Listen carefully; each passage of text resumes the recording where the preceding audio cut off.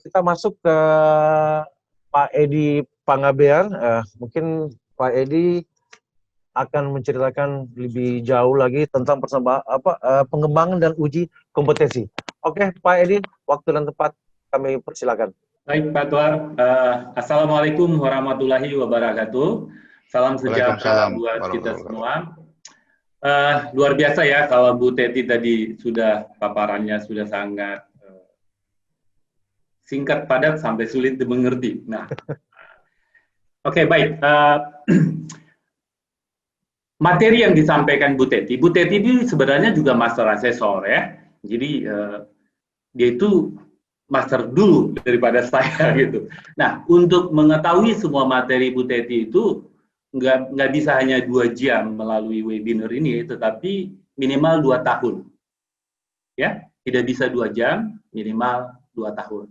Kenapa? Karena sekarang kompetensi saja juga tidak cukup, perlu experience, perlu pengalaman yang panjang gitu.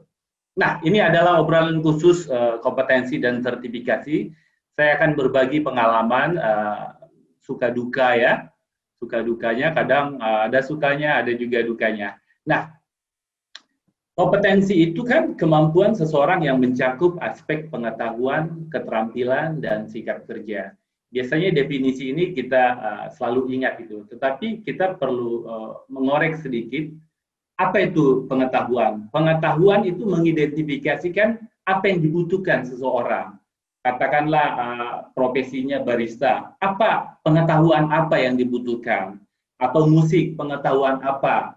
Atau film, pengetahuan. Jadi pengetahuan itu harus ada untuk melakukan kinerja dalam pekerjaannya supaya benar dan juga efektif. Itulah knowledge atau pengetahuan.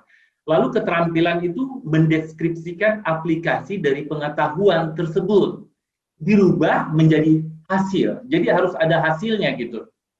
Itulah kira-kira terjemahan bebas dari keterampilan. Lalu sikap kerja itu dideskripsikan sebagai alasan kenapa skill tersebut dilakukan dengan cara tertentu. Kalau di dalam dunia kopi ya profesi barista lah, dia harus mengerti knowledge tentang kopi. Setidaknya ada 2 jenis kopi secara komersial, Arabica dan Robusta gitu ya. Walaupun masih ada Libericanya. Nah, skillnya dia harus mampu menggunakan barista tools, contoh grinder, espresso coffee machine, ya. Lalu sikap kerjanya dia harus bisa menghasilkan katakanlah menu espresso. Nah, espresso itu harus dibuat kira-kira dengan pressure lebih kurang 9 bar, kemudian volumenya lebih kurang 30 mili.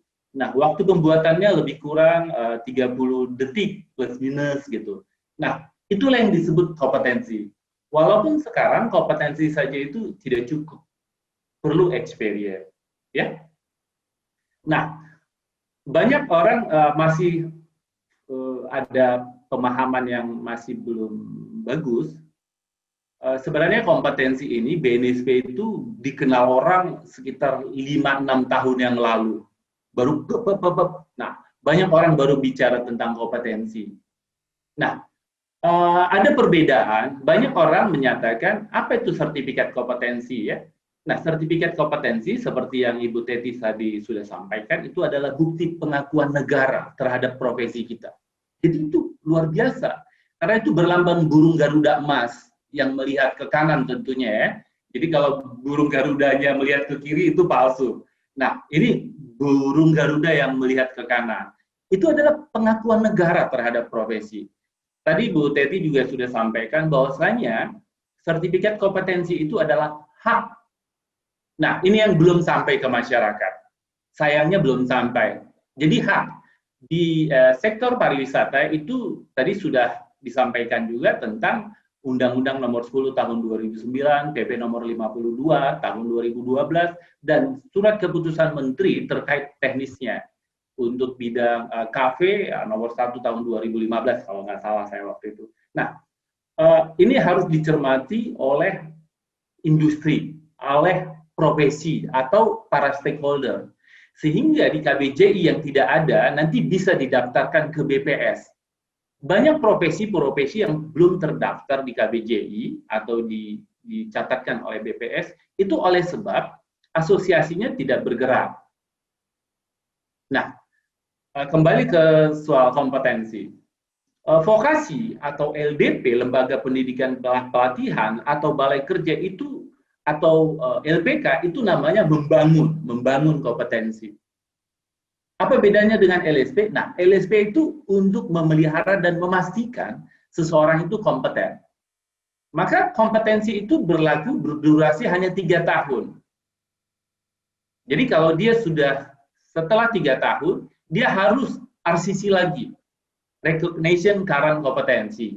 Melalui apa? Melalui LSP. Nah, LSP di sektor pariwisata itu sangat bagus karena banyak LSP-nya. Ada hampir puluhan ya tentang pariwisata. Nah, itulah perbedaan antara membangun kompetensi dan memelihara kompetensi. Jadi kalau ada sekolah-sekolah atau vokasi atau lembaga pendidikan dan pelatihan, itu dia membangun kompetensi. Bedanya dengan LSP, dia memastikan bahwasanya seseorang itu sudah kompeten dan dia harus memelihara kompetensinya. Baik. Kita tadi bicara obrolan khusus tentang sertifikasi dan kompetensi. Tadi saya sudah sampaikan, orang yang diuji itu disebut asesi. Orang yang menguji disebut asesor.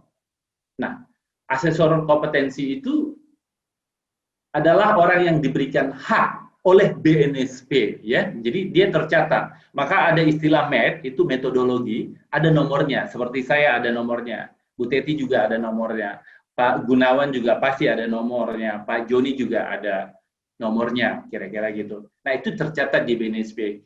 Jadi seluruh dunia bisa mengakses. Jadi sekarang nggak ada lagi tempat bersembunyi ya. Kita harus terbuka. Sekarang semuanya serba terbuka gitu. Nah, sekarang segala sesuatu itu diukur sesuai dengan standar. Kenapa harus ada standar? Supaya sama gitu, supaya sama. Nah, tadi ada nanti soal teknis, Pak Gunawan dan Pak Joni nanti bisa terangkan lebih dalam. Contoh, kita juga harus dengan pandemi ini sekarang harus mau, ya, suka tidak suka harus suka gitu, harus mampu mengadopsi dan beradaptasi terhadap kondisi-kondisi ini. Contoh, katakanlah untuk suatu hari ke depan nanti ya, nggak tahu apakah pandemi panjang ini apa tidak gitu. Kalau panjang ya kita harus mampu beradaptasi. Besok-besok seorang barista diuji melalui ya TUK, yang TUK ini harus mampu mengakomodir supaya skill, knowledge, dan attitude-nya dapat tergambarkan. Nah, orang yang menguji itu ya, asesor kompetensi, dia itu harus minimal menilai 2 jenis bukti, minimal. Jenis bukti langsung dan jenis bukti tambahan. Atau jenis bukti tidak langsung, seperti yang Ibu Teti tadi sampaikan, melalui portofolio, dan jenis bukti tambahannya apa? Bisa saja melalui wawancara, ya, atau bukti langsung, observasi demonstrasi. Jenis bukti tambahannya boleh dengan tes lisan, boleh dengan tes tertulis. Jadi 5 metode ini sebenarnya tidak asing di dunia LSP. Metode demonstrasi, metode tes lisan, metode tes tertulis, metode portofolio, dan metode wawancara. Ya, nah, seorang barista sekarang TUK-nya harus mampu, contoh, setidaknya ada 3 kamera, 3 angle yang mampu melihat, yang mencakup knowledge-nya maupun keterampilan dan sikap kerja. Seperti bidang, katakanlah film dan TV, dia harus mampu sekarang mengadopsi dan beradaptasi dengan teknologi green screen dalam menggunakan perangkat assessment. Perangkat assessment itu adalah instrumen dan prosedur pengumpulan bukti. Jadi kalau kita nanti diuji jangan takut. Sebenarnya asesor itu tugasnya cuma satu kok. Mengumpulkan bukti-bukti yang berkualitas. Jadi tugas asesor atau yang diuji itu sebenarnya jangan takut ya. Karena yang diuji itu hanya ya sepanjang kita mempunyai bukti-bukti, ya kita pasti kompeten rekomendasinya. Nah, bukti-bukti itu dikumpulkan melalui apa? Minimal 2 jenis bukti tadi. Boleh bukti langsung dengan bukti tambahan, atau jenis bukti tidak langsung dan tambahan. Kira-kira begitu. Nah, seperti nanti di LSP film dan TV mungkin bisa menerangkan lebih detail tentang teknisnya ya. Jadi dalam menggunakan perangkat assessment kita juga bisa mengadopsi dan beradaptasi dengan teknologi green screen supaya masa pandemi ini juga kita tidak terlarut. Nah, ini adalah pengetahuan ini saya dapatkan dari teman saya, di mana dia punya studio tentang green screen ini. Ini adalah contoh ruangan. Jadi nanti TUK kita bisa beradaptasi dengan kemajuan teknologi, ya. Kita bisa gunakan, tapi setidaknya 3 angle lah yang bisa merekomendasikan aspek pengetahuan, keterampilan, dan sikap kerja. Nah, ini kita bisa lihat bagaimana nanti orang diuji ya, atau teknologi green screen ini, kalau kita bisa lihat di latar belakangnya beda gitu ya. Nah, begitu juga dengan barista, begitu juga dengan musik. Kebetulan anak saya sekolah di musik ya, sehingga kadangkala faktor yang menjadi kendala adalah, atau tantangan itu adalah kualitas dari sound itu sendiri. Jadi kalau nanti membuat perangkat assessment itu ya memiliki instrumen-instrumen yang memang memadai, kira-kira begitu. Nah, saya pikir nanti kita lebih banyak berdiskusi, karena tadi sebenarnya sudah banyak diterangkan oleh Bu Teti. Dari saya tentang itu saja. Sekarang itu dituntut tidak hanya kompetensi, tetapi experience. Jadi kompetensi saja sudah nggak cukup sekarang, perlu experience. Apalagi Anda yang belum kompeten ya, sehingga yuk kita belajar membangun kompetensi. Saya pikir itu saja dulu Pak Tuar. Banyak kurang nanti saya mohon maaf dulu ini. Jadi terima kasih saya ucapkan kembali kepada Pak Jamie Alexander, kepada Bu Teti, kepada Pak Gunawan, kepada Pak Joni, kepada Pak Tuar, dan kepada kru yang membuat webinar ini jauh jadi lebih menarik, kira-kira begitu. Terima kasih Pak Tuar.